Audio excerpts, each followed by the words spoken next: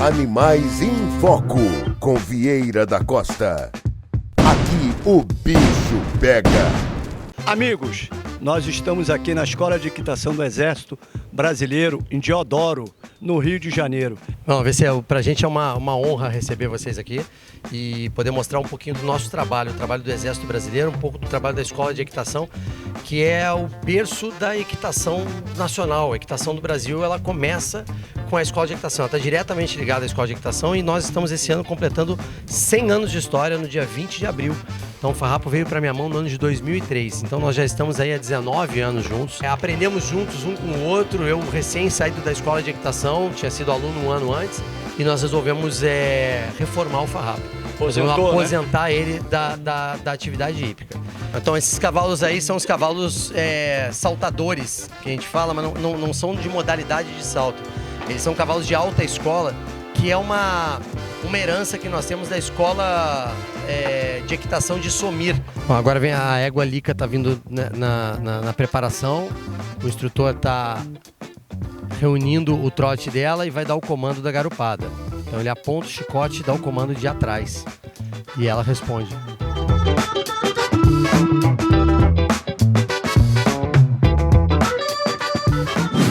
Estamos agora aqui com a tenente veterinária Thaisa, do Exército Brasileiro aqui de Deodoro. Ela vai contar um pouquinho da história dela, as atividades que ela exerce aqui junto para o bem-estar de nossos animais. Tenente, obrigado por aceitar nosso convite. Conta um pouquinho da história, tudo que compete a sua parte de veterinária para o bem-estar de nossos animais.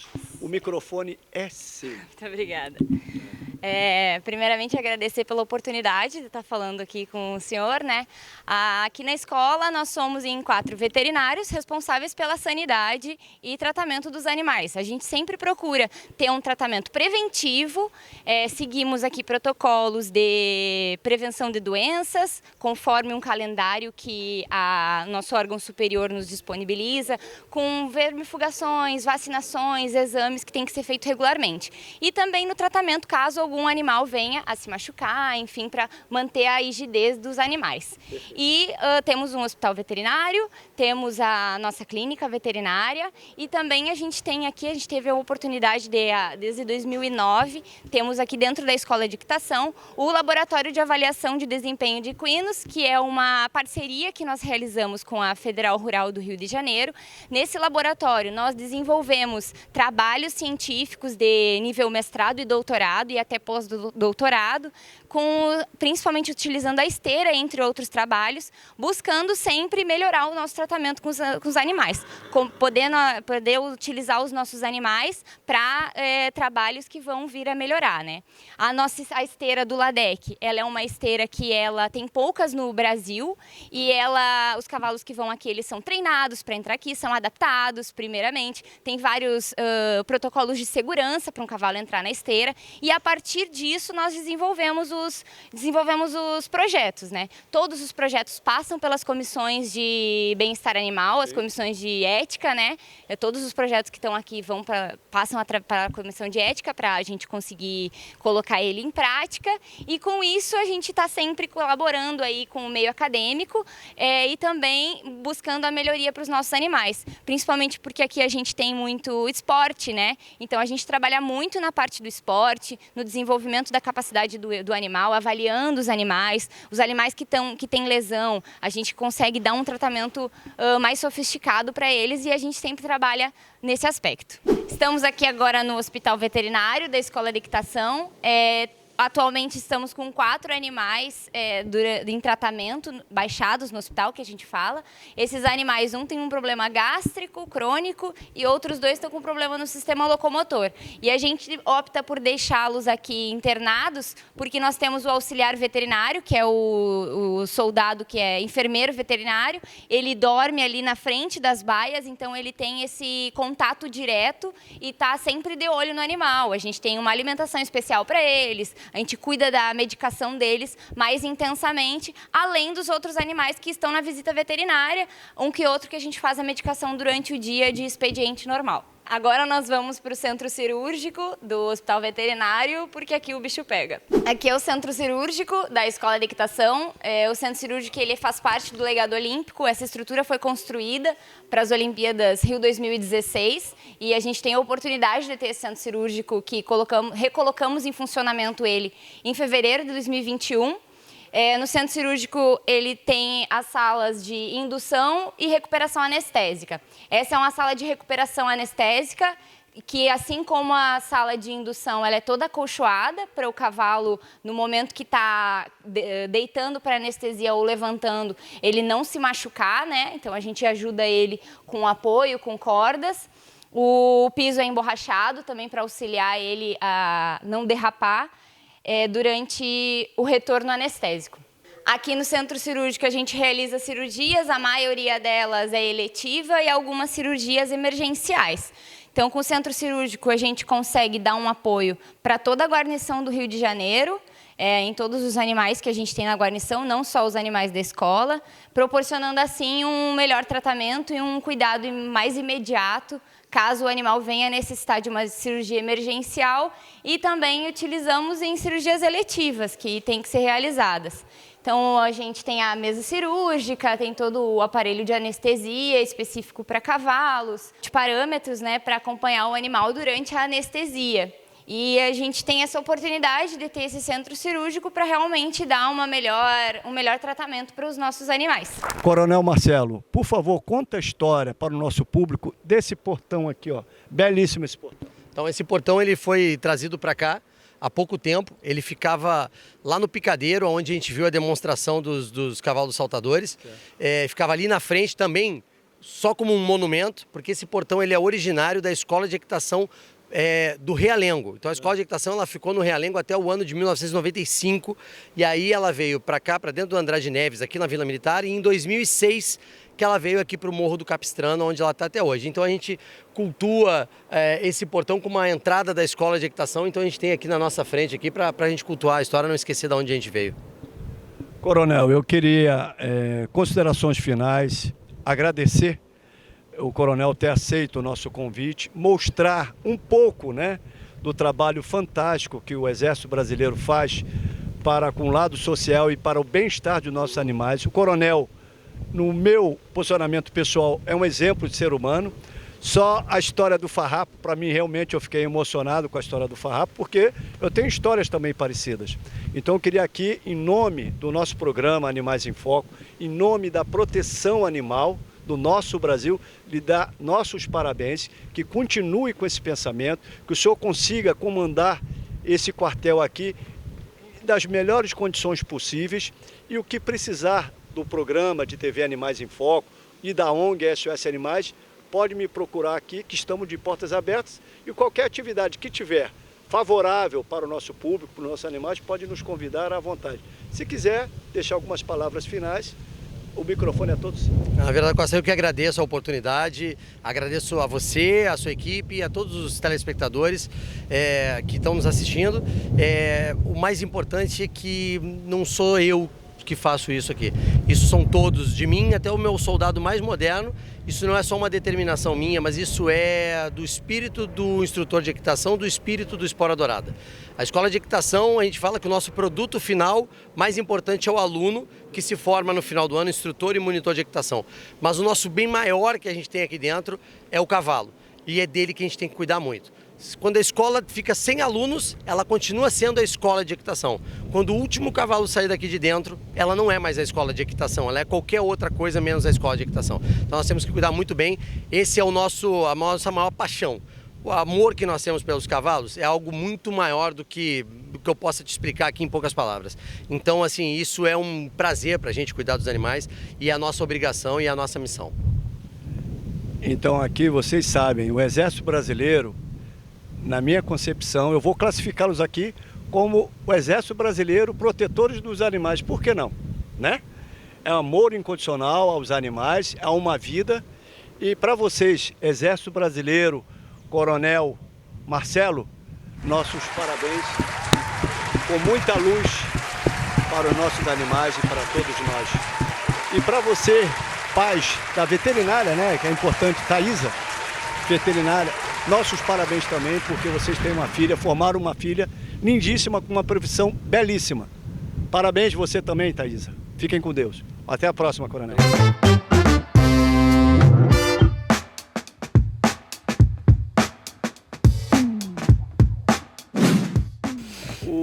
Eu vou lhe fazer uma pergunta. Sim.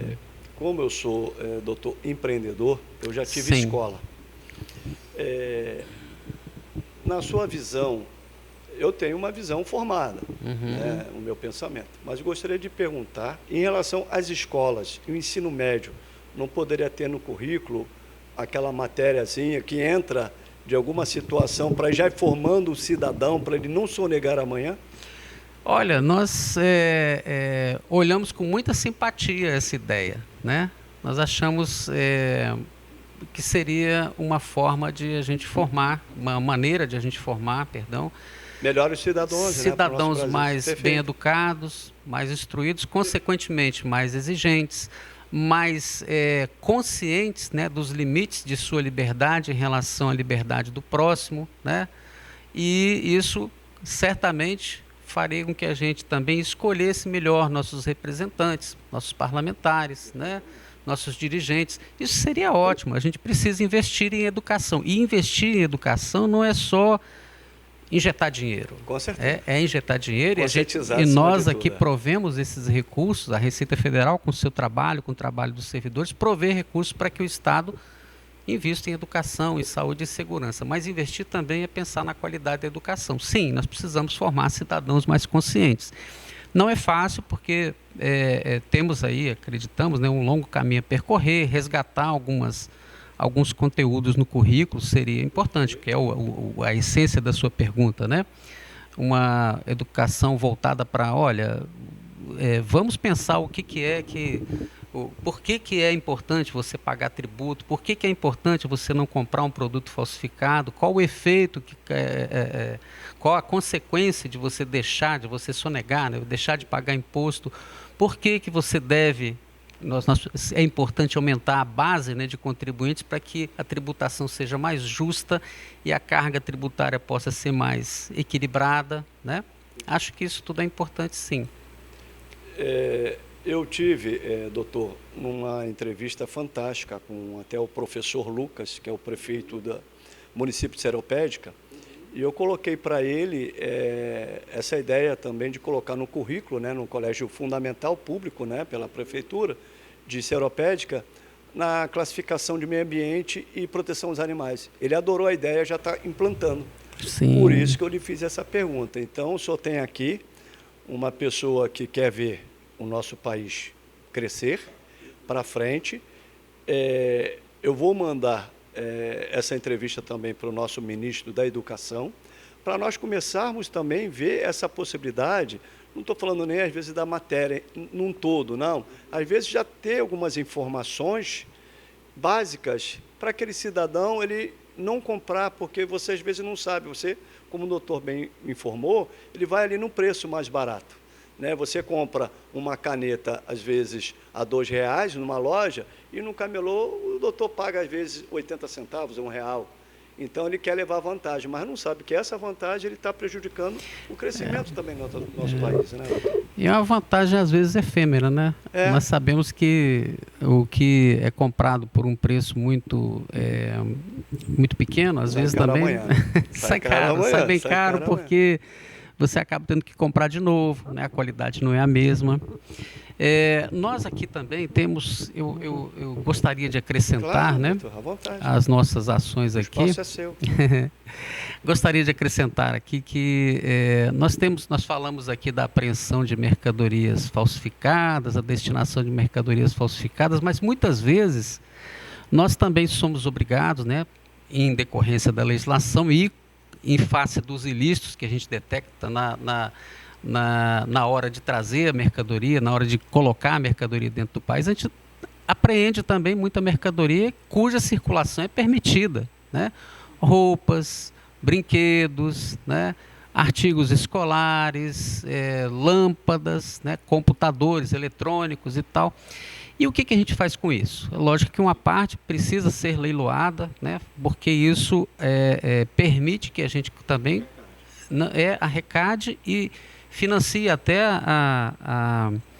a estruturação da própria atividade de fiscalização. Funciona desse jeito, é uma parte disso. Mas outra parte a gente destina com muita satisfação, né, para ações de interesse social. Vou dar um exemplo mais imediato, mais recente. A gente, na terça-feira, não lembro qual foi a terça-feira, quando começou, né, o problema lá de Petrópolis, né? A gente, no dia seguinte, né, isso foi na noite de terça-feira, no dia seguinte, na quarta-feira, a gente mobilizou toda a nossa equipe aqui de gerenciamento, né, de gestão de mercadorias apreendidas, para destinar para o município de Petrópolis, com a ajuda do governo do estado do Rio, destinar toneladas e toneladas de roupas e vários outros artigos que eram necessários. Chegaram no dia seguinte lá à noite. Aliás, saíram do nosso depósito em Itaguaí já 10 horas da noite, mas chegaram lá. A gente fez questão de que isso fosse executado com rapidez, porque é uma das funções nossas dar esse tipo de resposta também. Não só em situações de calamidade, várias outras prefeituras, vários outros órgãos públicos, federais, estaduais e municipais recorrem às vezes a gente, pedem esse tipo de ajuda na destinação de mercadorias apreendidas. Eles comprovam sua necessidade, comprovam a aplicação adequada e a gente tem prazer de fazer essa destinação. Por quê? Essa destinação, ela elimina, né, o ônus de ter que administrar essas mercadorias, aguardar o leilão, né, é um lado. Ela elimina para outra parte, para o órgão público ou para a prefeitura, para o ente, né, federado, prefeitura, estado ou União. Elimina a necessidade, às vezes, de ter que fazer uma licitação demorada, trabalhosa, às vezes não encontrar o produto adequado, né, para adquirir, por exemplo, lâmpadas. Vou dar um exemplo, lâmpadas para iluminação pública, para iluminação de escolas, para iluminação das repartições públicas. Às vezes você vai adquirir, vai pagar mais caro no mercado, vai usar recurso público, recurso do pagador de imposto para comprar aquilo e tem mercadoria apreendida lá que você pode, né, destinar para aquilo. Economiza o dinheiro público, né? Economiza o trabalho, energia para formalizar aquela compra. E isso tudo é bem feitinho, bem elaborado, de maneira a proporcionar esse benefício também, né? E por fim, quando a gente leiloa, né, esse leilão é trabalhoso, nem sempre a gente alcança o objetivo que a gente quer, nem sempre a gente consegue destinar no tempo adequado, isso demora, né, causa ônus. E a gente, quando destina para um órgão público, como a gente está descrevendo aqui, a gente também dá celeridade ao uso do recurso público de forma eficaz, né? Então a gente fica muito satisfeito quando é possível fazer isso também. Esses convênios que a gente faz, além disso, né, quando eu falei em educação fiscal aqui, convênios que a gente faz com prefeituras, com outros entes, né, com outras entidades, perdão, a gente contribui, quando o senhor falou aqui, DC, em dar palestras, né, levar, né, um pouquinho da nossa imagem, né, da nossa imagem para escolas e tudo mais, a gente tem tido o prazer de participar de alguns programas promovidos por órgãos da administração pública municipal ou estadual. Estão, né, evoluindo, então. E a gente tem dentro da nossa seção de comunicação institucional, nós temos também a incumbência de cuidar da cidadania fiscal. Nós temos dado muita força dentro da casa aos projetos de cidadania fiscal atrelados à comunicação institucional para mostrar um pouco mais o que é a Receita Federal.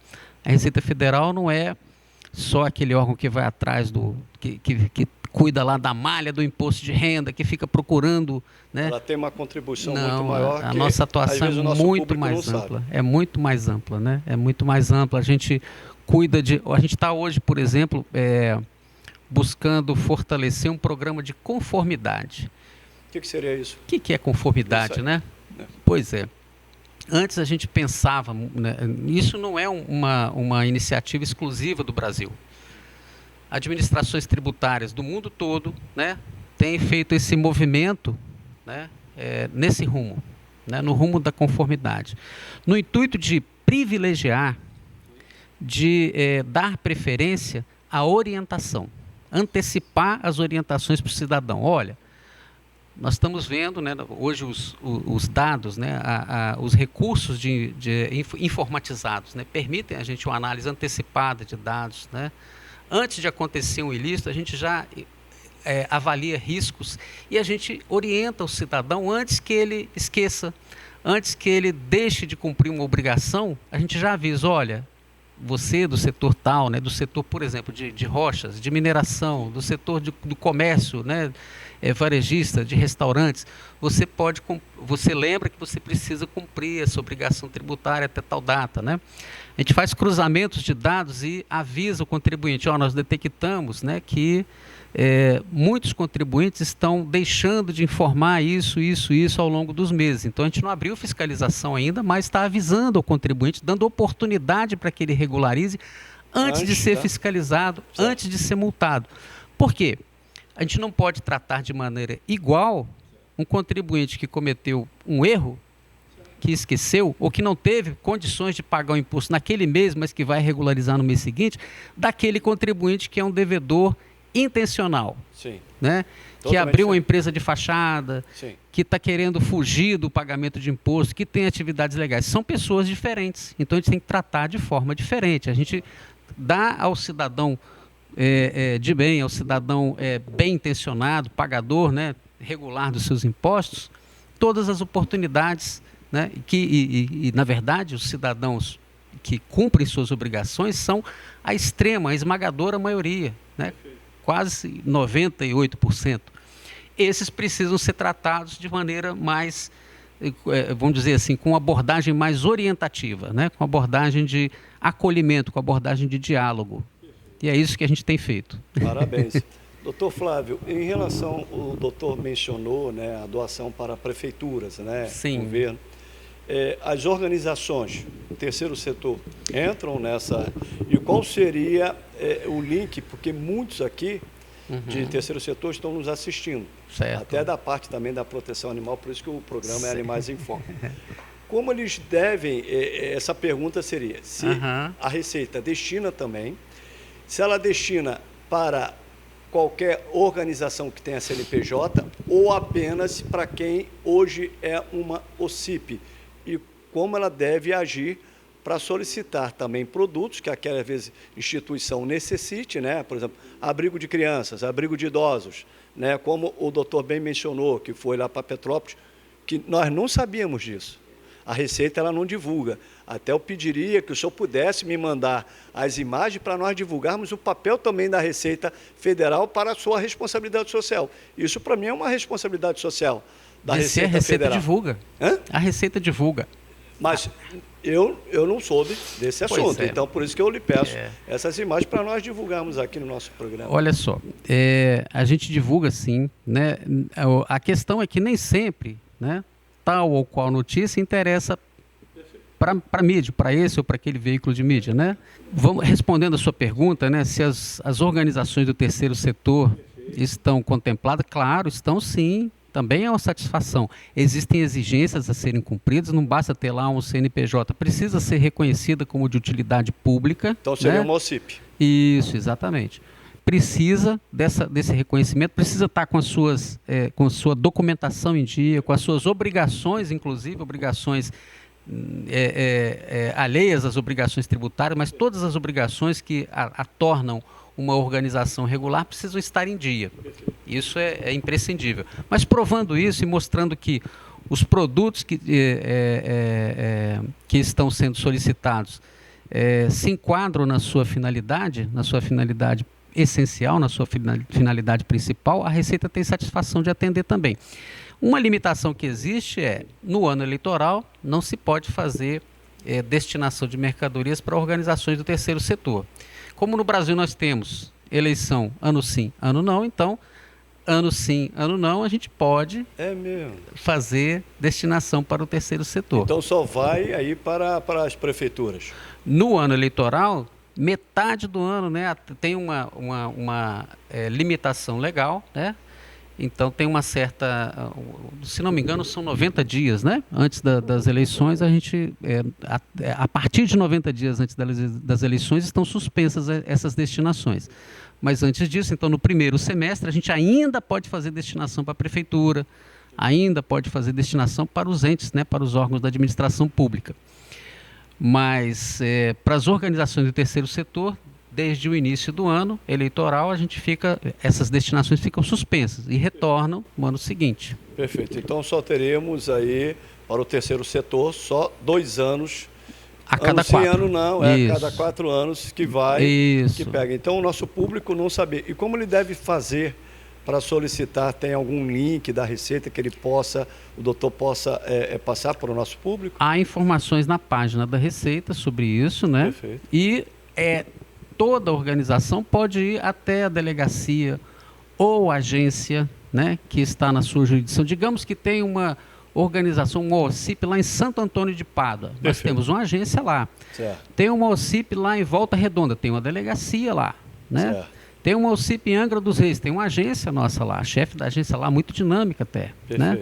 Tem uma outra organização em Teresópolis, pode ir lá na agência de Teresópolis conversar com a gente lá, ou pode ir a Nova Iguaçu conversar com o delegado, né? Perfeito. Então nós temos delegacias, agências em vários locais, né? Ok. E como ele deve proceder? Ele faz em 2 vias, entrega, porque muitas das vezes, né, doutor, ele indo lá conversar não vai resolver, ele teria que listar a necessidade, não? Ele precisa. A gente recomenda que vá mesmo assim, né, conversar, porque vai receber mais orientações. Perfeito. Mas vai fazer um ofício para a Receita Federal, informando da sua necessidade, né? É o ponto de partida. A Receita Federal vai abrir um processo e analisar o pedido. E vai fazer, dentro do processo mesmo, vai pedir à entidade que apresente outros documentos. Faltou você provar aqui que você é o representante legal. Faltou você dizer a quantidade de mercadoria que te interessa e mostrar que essa mercadoria é essencial para a sua atividade. A gente vai fazer exigência no processo, mas levando um documento já protocola o processo, abre-se, né, a possibilidade de contemplar com alguma coisa. Ou a Receita vai explicar, não, nesse caso nós não temos mercadorias que te atendam. Pode acontecer isso. Perfeito. Né?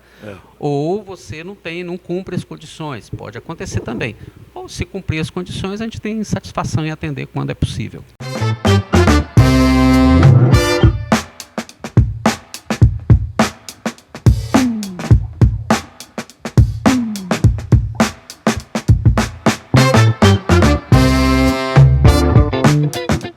Amigos, gostaria aqui de agradecer ao Exército Brasileiro, à Escola de Equitação do nosso Exército Brasileiro em Deodoro, Rio de Janeiro.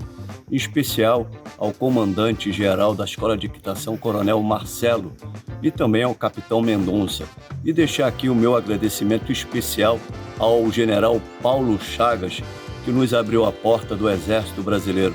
E avisando aos senhores que agora, em abril, se comemora 100 anos da Escola de Equitação do Exército, que presta um excelente serviço para o nosso país. Nossos parabéns à Escola de Equitação do Exército e não percam no próximo programa a continuidade do trabalho dos cães de faro da Receita Federal do Brasil. Meu agradecimento aqui especial também ao superintendente do Estado do Rio de Janeiro, Espírito Santo, Dr. Flávio Coelho. Muito obrigado pela nossa entrevista. No próximo programa, continuaremos com a matéria dos nossos cães de faro. Vocês não podem perder. Está excelente. E um bate-papo com a delegada doutora Joana Lages. Está imperdível. E olha, eu fiquei surpreso com a atitude, o adestramento, enfim, tudo que tem a ver com o nosso bem-estar dos nossos animais. Vocês vão se surpreender. Eles têm um trabalho lindo que eu não conhecia. Eu acho que você também não, né? Então vocês não podem perder o próximo programa com nossos cães de faro da Receita Federal do Estado do Rio de Janeiro. Muito obrigado e até o próximo programa.